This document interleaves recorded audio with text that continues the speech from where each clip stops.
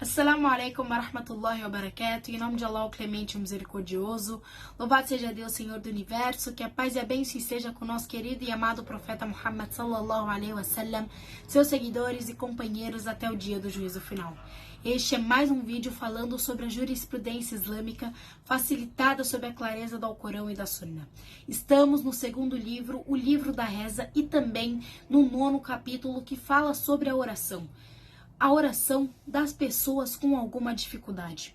No último vídeo, falamos sobre como é a oração do doente e como é a oração para o viajante. Hoje vamos falar sobre as situações que obrigam o viajante a rezar as orações completas. Primeira questão: se alguém tiver a intenção de permanecer no destino da viagem, deve-se abreviar as orações? Se alguém tiver a intenção de permanecer permanentemente em seu destino de viagem, ele não deve abreviar as orações, pois não existe motivo que permita a abreviação das orações para ele. No entanto, se ele tiver a intenção de permanecer no destino por mais de 4 dias, ou se sua permanência estiver relacionada a uma necessidade que não possa ser resolvida antes de 4 dias, então ele pode abreviar as orações. Um exemplo disso é o profeta Muhammad, que a paz e a bênção esteja sobre ele, que permaneceu em Meca e rezou 21 orações abreviadas, pois ele chegou em Meca no 4º dia de Dhul Hijjah e permaneceu lá até o 8º dia rezando o Fajr, depois disso partindo. Portanto, se alguém permanecer no destino por 4 dias ou menos, ele pode abreviar as orações, mas se permanecer mais tempo do que isso, ele deve rezá-las completa. Essa é a opinião do Imam Ahmad. O relato de Anas também indica isso, pois ele disse: permanecemos em Meca por 10 dias, abreviando as orações. Isso significa que eles abreviaram as orações de acordo com sua saída para Mina e Arafat e os dias seguintes ao 10º dia.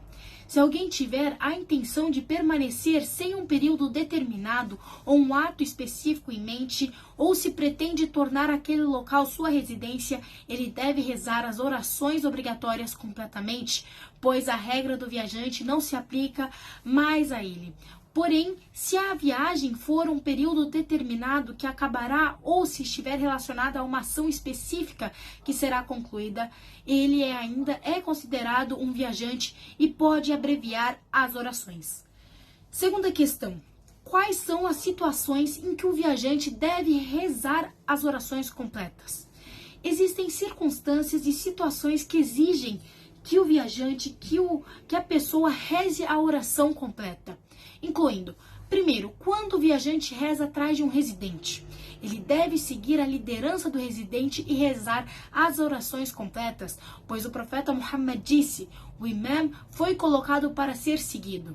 Ibn Abbas disse que completar a oração atrás de um residente é uma sunnah, é um ato do profeta Muhammad sallallahu alaihi wasallam.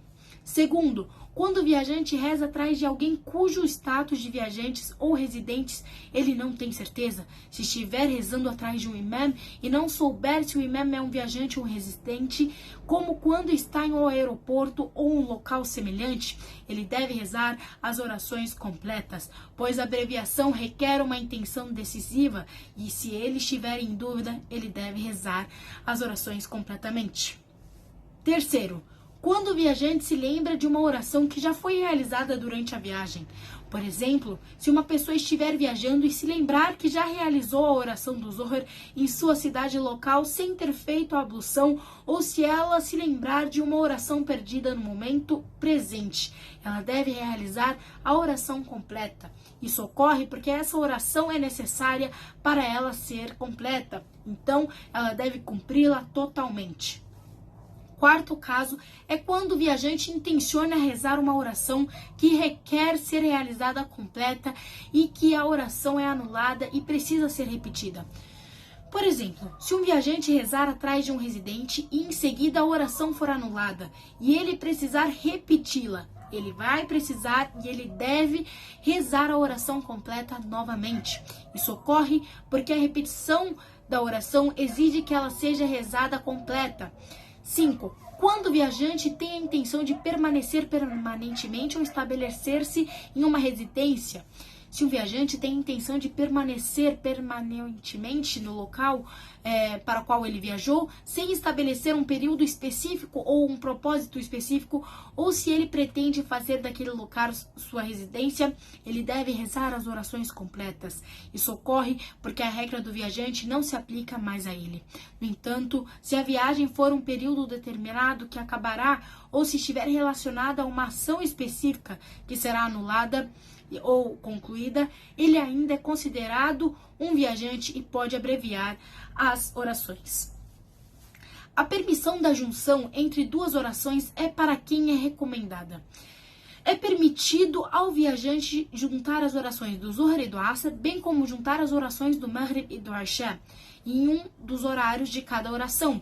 Isso foi relatado por Muad.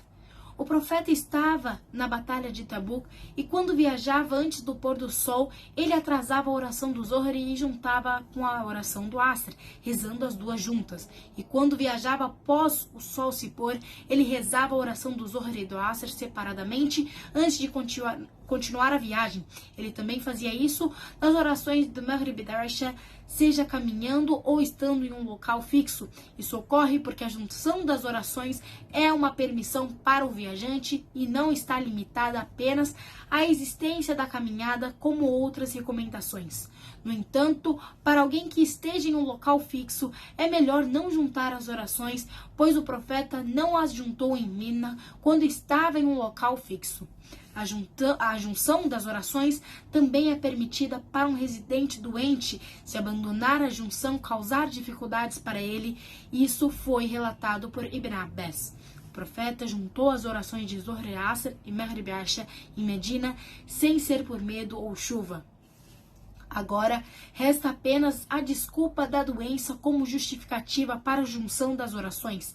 Ibn Mundir afirmou: existe unanimidade de que o viajante pode juntar as orações desde que não tenha intenção de permanecer permanentemente no local.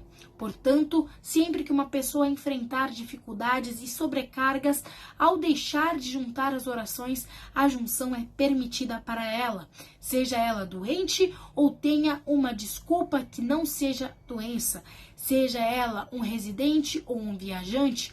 Outras desculpas que também permitem a junção incluem chuva intensa que molha as roupas e causa dificuldade às pessoas, lama e barro que dificultam a caminhada das pessoas, vento forte e frio que não é comum e outras desculpas que causam dificuldades quando a pessoa deixa de juntar as orações.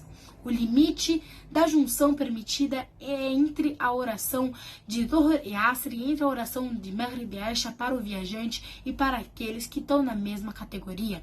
A junção também é permitida para o residente devido à chuva e outras situações semelhantes. Portanto, é permitido juntar as orações entre Maghrib e Isha e entre Dhuhr e Asr, conforme relatado anteriormente por Ibn Abbas e praticado por Abu Bakr, Omar e Uthman, pois o motivo da junção entre o Maghrib e o Isha é a dificuldade, assim como a junção entre o Dhuhr e o Asr. No próximo vídeo falaremos sobre a oração da sexta-feira. Até lá, wassalamu alaikum wa rahmatullahi wa barakatuh.